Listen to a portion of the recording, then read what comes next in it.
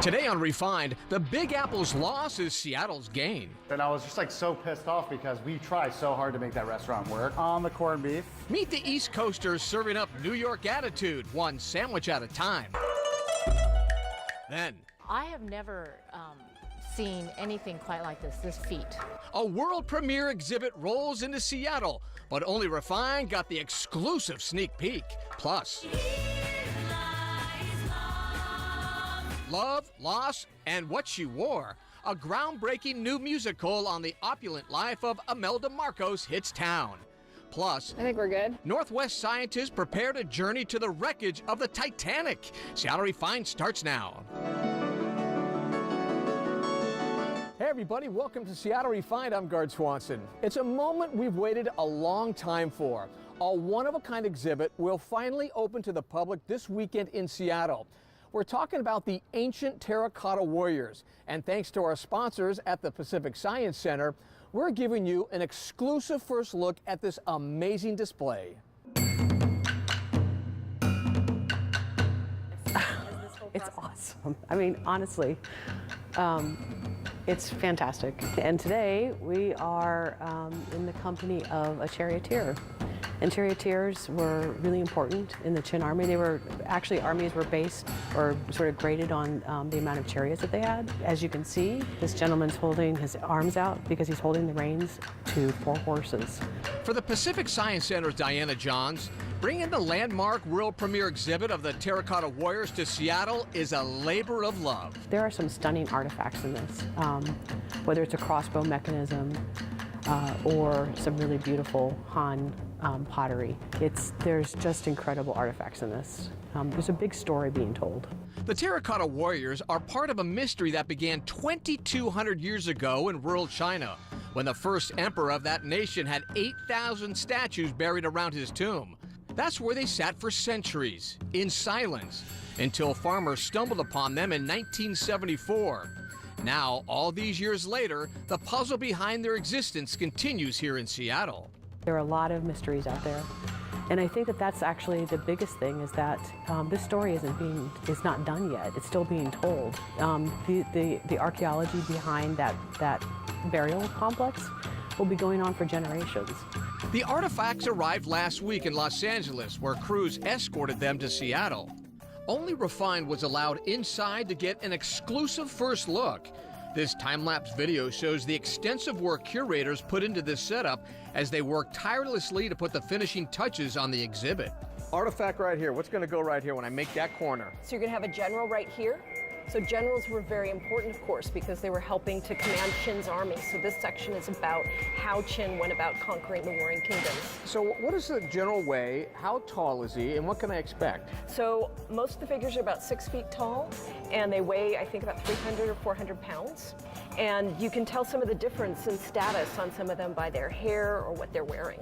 And then how many total artifacts will you guys have here? We're going to have over 150 artifacts, including 10 of the statues. I really can't believe just how big this place is. Yes, we have a lot to share with people. And look at these. These are warriors, right? Well, they're warriors, but they're not the real thing. In addition to the 150 true artifacts, the Pacific Science Center is adding its own replicas to help tell the story. These are replicas? These are replicas. And what do you use them for? Well, we couldn't take you to China, but we wanted to give you an experience of what it would be like to see all of these figures where they actually are. But there's something a little bit special about these. Yeah, and what is that? Well, so this head here is what we know of as the warriors, which is this austere plain terracotta. But really the warriors were painted. Really? Yeah, so we have an experience where you get to see the warriors fully painted as they would have been at the time that they went into the tomb, and then you get a little bit of a time travel where they will degrade over time as you walk through this room. This one-of-a-kind exhibit also raises new questions about the Emperor's tomb, which after all these years has never been unsealed. Is what we think might be in it, based on some writing that was done 100 years after Qin died. So we don't know if it's accurate, but it talks about the rivers of China being played out in rivers of mercury. Those rivers of mercury have stopped archaeologists from exploring the tomb because it could be dangerous and could damage anything inside the tomb once it's finally opened. Mona Lee Locke, an honorary co-chair of this world premiere exhibit, says it's not to be missed. I have never seen anything quite like this feat, right, of the 8,000 warriors and army, and the fact that every face is different, created, it is really one of the world's wonders. I would urge anyone and everyone, if they have the opportunity, to come down and see it. It'll be really fun for kids and adults. The Terracotta Warriors exhibit opens this weekend for a 5-month run. For ticket information, head to SeattleRefined.com. Something about spring in Seattle brings out some of the biggest events of the year. The Seattle Art Museum just held one of its most popular parties of the year. These are photos of the Sam Remix. Every floor was transformed into mesmerizing performances, dances, art exhibits, and more. If you missed it, don't worry. The Sam Remix happens 3 times a year. Sci-fi fans are really geeking out over at Mopop at the Seattle Center. There's a Sci-Fi and Fantasy Hall of Fame exhibit that features some iconic props from top movies like Indiana Jones, Matrix, and Tron. The exhibit is still going strong, so head over to Mopop to check it out. As if you needed one more thing to check out right now, a groundbreaking show debuts at the Seattle Rep this Friday. How did I get here? Former frontman of the Talking Heads, David Byrne, teamed up with legendary DJ Fatboy Slim to create Here Lies Love. If you love cutting-edge theater, you don't want to miss this. Just say Here Lies Love. Here Lies Love stakes out new territory at the Seattle Rep. It's the biggest thing we've ever done.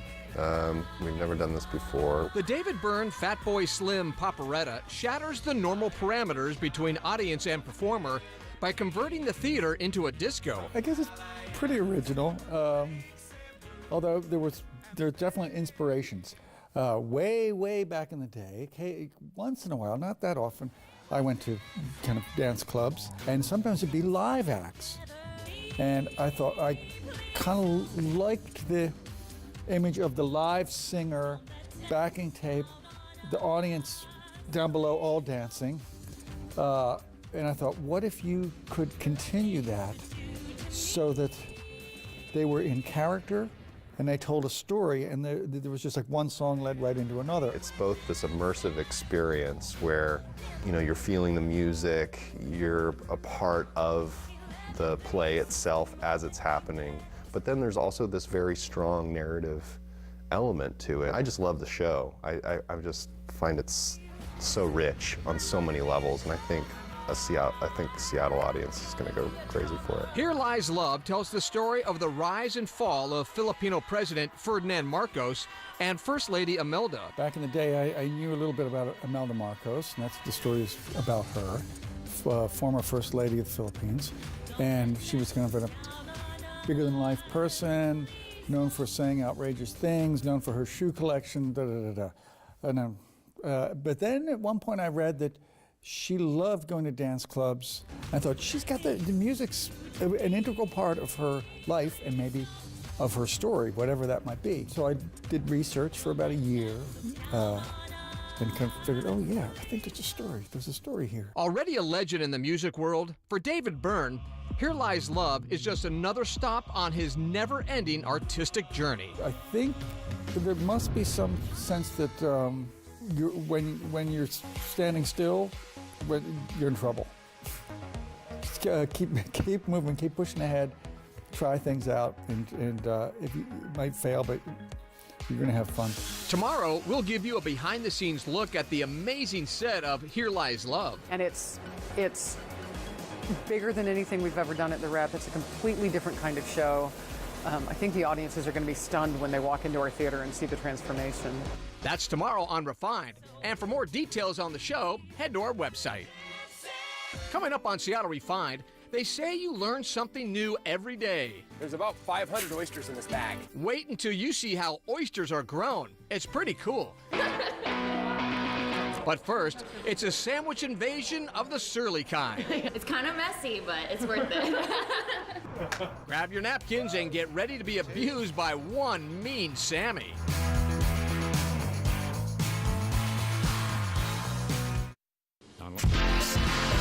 Welcome back to Refined. I'm Gard Swanson. Have you ever heard someone say they make a mean sandwich? Well, we found one Seattle couple who feels so strongly about their sandwich making skills, they put their money where their mouth is.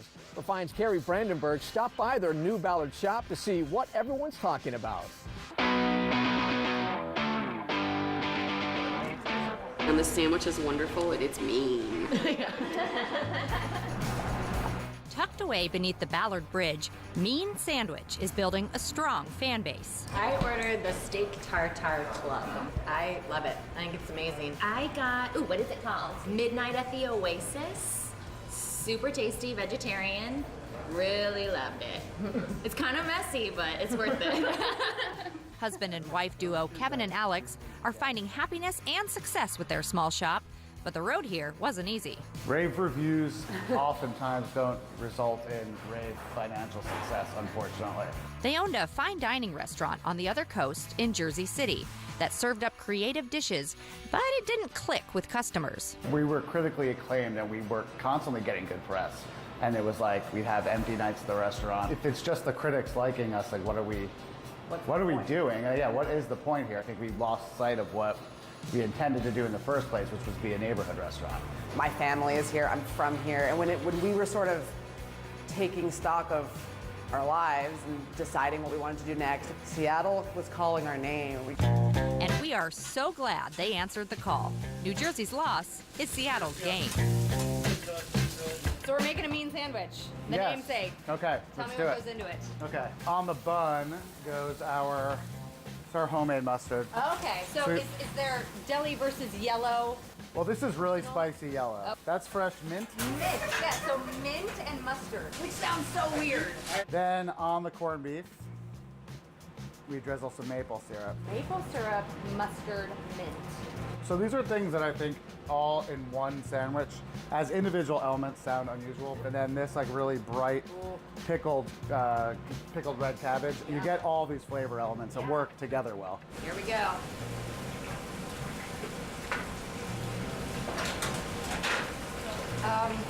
That's delicious.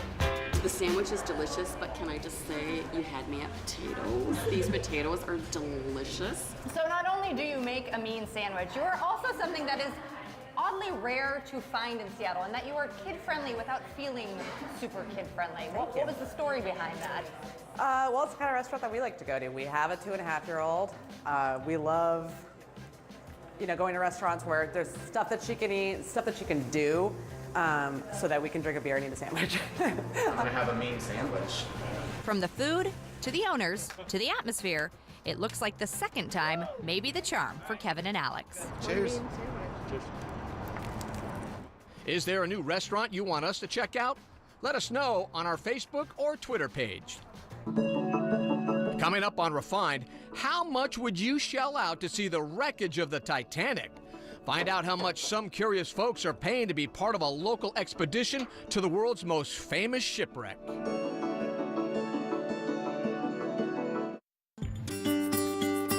Welcome back to Refined. I'm Gart Swanson. Seafood fans rejoice. A hot commodity has come back to the Puget Sound. Pink scallops have been off the market for 7 years because of bureaucratic shenanigans. But Jones Family Farm on Lopez Island announced the sought-after seafood is back. They're available through May. To learn more, head to SeattleRefined.com and search pink scallops. It's a fact, the Puget Sound is home to some of the tastiest oysters around. And today, we're pulling back the curtain to see what makes them so special. Washington-grown's Christy Goranson headed to Hood Canal, where a family has been turning out top oysters, get this, for 5 generations.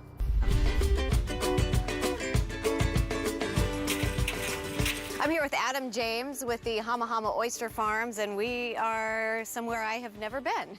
Where are we? This is incredible. Well, we're standing in the middle of the Hama Hama River Delta out on the estuary. Tide's low in about an hour. It's a good low drainer tide. And here we have some of our long lines of oyster clusters. These were planted in 2012, so they're around 5 or 6 years old. And the reason why we've got the rope suspended up off the bottom is to allow adequate current to circulate around the oysters. They grow a little faster, it keeps them away from the crabs and other predators. This is something that most people don't see, right? Because normally this is What they see is a can of oyster meat Yeah, that's in it. a jar in the metropolitan markets in Seattle, and they're delicious. They love them. But Yeah. this is where it starts. So what we're gonna do is we're gonna cut these clusters up, and then we're gonna toss them in these tubs. Okay. You know, the oyster toss hasn't made its way into the Olympics yet, but it'd be the next, Yeah, next that's big the thing. next thing. Yeah. So then this would go in the basket. In the tub, yep. In the tub. And then once the tide is in, you bring a barge out here and grab the tubs. Yep, grab the buoys, put the tubs up. Just And crazy. what's unique about this spot is this area of the farm might only be exposed for us to walk on about 150 days a year. And during those days, maybe only for 3 or 4 hours. The logistics surrounding bed maintenance, crop harvest, seeding, all of those activities is pretty tricky. Adam's crew has a lot of work to do before the tide returns, so we're going to get out of the way and go to where the new oysters are being seeded. There's about 500 oysters in this bag. Wow. Where are they? They're coming. Are they? Yeah. There they go. In a couple of years, these little guys will be ready to harvest. You got most of them. Nice work. That's hard. And so this is a multi-generation. I'm 5th generation. What's fascinating to me is that we're still figuring out better ways of doing things. Yeah. There's lots of conservation agencies that are working on low-impact development projects in terms of stormwater, drainage, those kinds of things. It's trying and challenging, but also really rewarding to be able to produce a product and then take that product to market, you know, around the country. Every Hama Hama oyster is cleaned and processed right here on the farm. So back at the oyster saloon, I'm getting to work. Yep. Boom, you got it. Okay. So now you can kind of pick it up and with a knife slightly inverted, scrape the top of that bottom shell and you'll, yep. Boom. Boom. Professionals only. Nice work. Okay. These are for you. These are for me. Those are for you. You Awesome. think you're up to that? I don't know. So these are grilled. Yep. Grilled oysters. They've got a butter, garlic, lemon sauce on them. For most of my life, I've been taking oysters to just about every party, potluck, picnic I get invited to. You know, people love them. This has been really fun. Yeah. Thank you so much. Our This is pleasure. a great way to end it. Yes, I for sure. love it. Cheers. Cheers. Tune into Seattle Refined every Wednesday for more stories from our partners at Washington Grown. Seattle Refined will be right back. The most famous shipwreck in the world is making headlines again.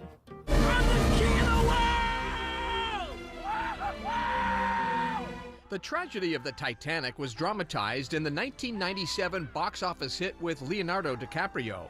But the reality is, there are still many unanswered questions. That's why an Everett crew is heading back to the wreckage for a major expedition.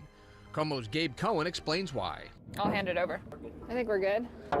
Isabel Johnson and this Ocean Gate crew have seen the depths before. Any sort of thought, it completely goes out of your head, and you're just very focused on the job that you have to do. But this job is admittedly different. So that's cool. They're preparing for a mission next May, a 7-week expedition to the Titanic. A greater awareness of the wonders underwater is one thing I think can help the world. CEO Stockton Rush and his team will be the first since 2005 to see the site. They'll map the wreckage with 3D imaging, then they'll return each year after to gather data on the ship's decay. It's part of a larger project to study the threat of oil spills on the ocean floor, given how much fuel is sitting in sunken ships as the containers decay. The potential for them to leak out toxic chemicals is not well known. Taking turns diving with this skilled team will be 54 mission specialists, civilians paying more than $105,000 per person, the inflated price of first-class passage on the Titanic's maiden voyage. You're there with a mission, so somebody comes with us, they're going to work on operating the sonar, they might be on communications, they might just be taking pictures.